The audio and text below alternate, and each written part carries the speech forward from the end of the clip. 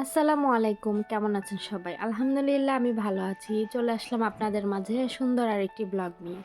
ব্লগটি ভালো লাগলে লাইক, কমেন্ট, শেয়ার করবেন। চ্যানেলটি প্লিজ সবাই একটু সাবস্ক্রাইব করে দিয়ে সবাই একটু আগের মতো করে সাপোর্ট করবেন। আর যারা অলরেডি সাপোর্ট করে আমার পাশে আছেন, আমাকে ওই প্রতিনিয়ত সুন্দর, সুন্দর কমেন্ট করে যাচ্ছেন, তাদেরকে অসংখ্য ধন্যবাদ। অনেক, অনেক ভালোবাসা। তো রান্নাবান্না করব, প্রবাস লাইফটা এমনই। সকালে ঘুম থেকে উঠে কাজ, সকাল থেকে রাত পর্যন্ত কাজ, আবার পরের দিন আবার সেম কাজ, মানে প্রতিদিন কাজের উপর দিয়ে থাকতে হয়। তো সেই ক্ষেত্রে আমাকে অনেক আপুরাই কমেন্ট করে যে সৌদি আরবে যে আপুরা থাকেন তারা বলেন যে আপু আপনি তো অনেক ভালো আছেন, সৌদি আরবে যখন আসতেন, যদি আসতেন তাহলে আপনি মনে করেন থাকতে পারতেন না, পালায় চলে যেতেন, এরকম অবস্থা। তো কথা শুনে বুঝলাম তো যে তারা অনেক কাজ করে সকাল থেকে রাত, মানে অর্ধেক রাত পর্যন্ত কাজ করে, আবার সকালবেলা তারা উঠে ঘুম থেকে। মানে আসলে কি সৌদি আরবের কোনো সিস্টেম নাই, হ্যাঁ, ওদের খাওয়া ঘুমানোর কোনো সিস্টেম নাই। আমার বাসায় যেমন খাওয়া দাওয়া ঘুম সব কিছু সিস্টেম মতো, যেমন ম্যাডামরা সকালের নাস্তা করবে টাইম মতো, ঠিক 6:30-6টার মধ্যে সকালে নাস্তা করে ফেলে।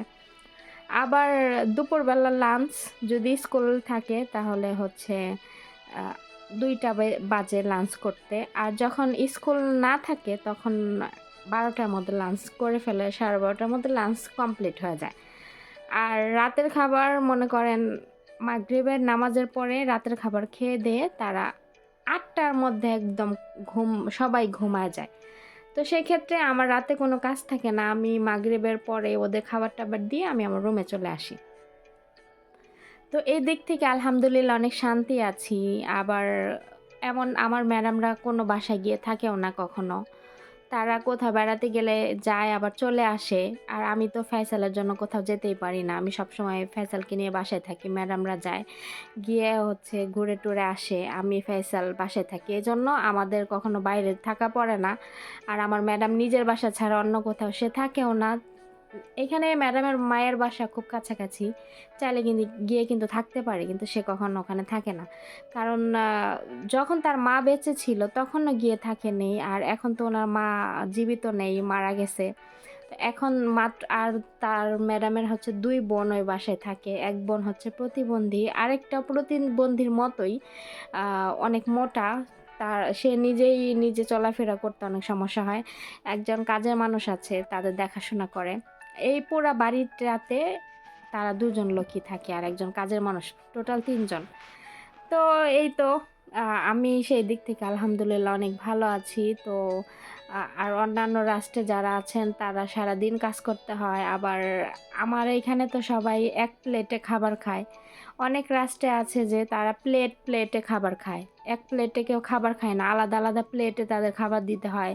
তারপর অনেক থালা বাসন জমে যায়, এগুলা হচ্ছে করতে হয়। তো সেই ক্ষেত্রে আমি আলহামদুলিল্লাহ অনেক ভালো আছি। এটা আমি সবসময় বলি আলহামদুলিল্লাহ।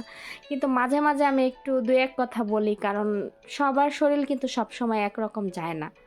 আজকে আমি সুস্থ আছি, আগামীকাল আমার ভালো নাও লাগতে পারে। যেমন আপনার নিজের সংসার থাকলেও কিন্তু আপনার হচ্ছে একটা সময় কাজ করতে ভাল লাগে না। হয়তোবা আজকে আপনি দেখবেন যে আপনার কাজ, রান্নাবান্না সব দ্রুত হয়ে গেছে। কালকে আপনার সব কাজ, রান্নাবান্না পড়ে আছে, কারণ আপনার করতে ইচ্ছে করতেছে না। তো সেম কিন্তু সবার শরীরে কন্ডিশন কিন্তু সবসময় একরকম যায় না। তো এখানে আমি রান্নাবান্না করতে আপনাদের সাথে অনেক কথাই শেয়ার করলাম। ওইদিকে রান্নাবান্না বসায় দিছি আর এদিকে ফলগুলাও কেটে নিছি। আজকে মাত্র আম আর হচ্ছে বেদানা ফল, এই ২টাই আমি কাটছি। বেশি ফল কাটি না, আজকে বৃহস্পতিবার এজন্য।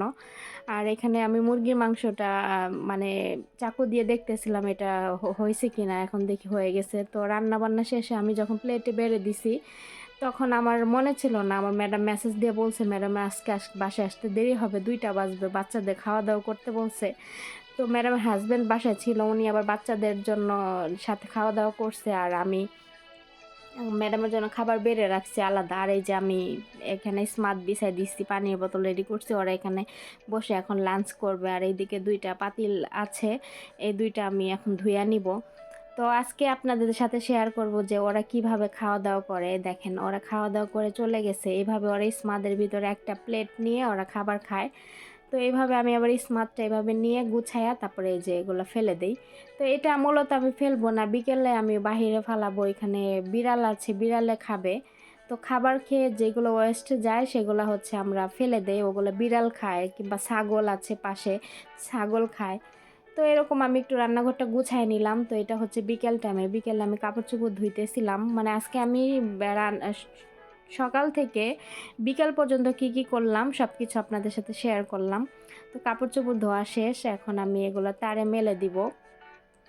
মেলে দিয়ে তারপরে আমি আর কোনো কাজ নেই আজকে। রান্নাবান্না ছিল না বিধায় বিকেলে কাপড় ধুইছি। নইলে আমার কাপড়-চোপড় ধোয়া হয় সকালে। তো আজকে বৃহস্পতিবার বাহির থেকে খাবার কিনে নিয়ে আসবে। এর জন্য ভাবলাম যে এখন কাপড়গুলো ধুয়ে ফেলি। আগামীকাল শুক্রবার সবাই বাসায় থাকবে। সকাল, সকাল কাজ-কাম সেরে আমি একটু রুমে রেস্ট নিব। তারপর আবার দুপুরে রান্না করতে হবে। এই হচ্ছে আমার প্রবাসের জীবন। এইভাবেই আমার কাটতেছে। তো সবাই আমার জন্য দোয়া করবেন। তো আর আজকের ভিডিও এ পর্যন্তই। সবাই ভালো থাকবেন, সুস্থ থাকবেন। দেখা হবে নেক্সট ভিডিওতে। আল্লাহ হাফেজ।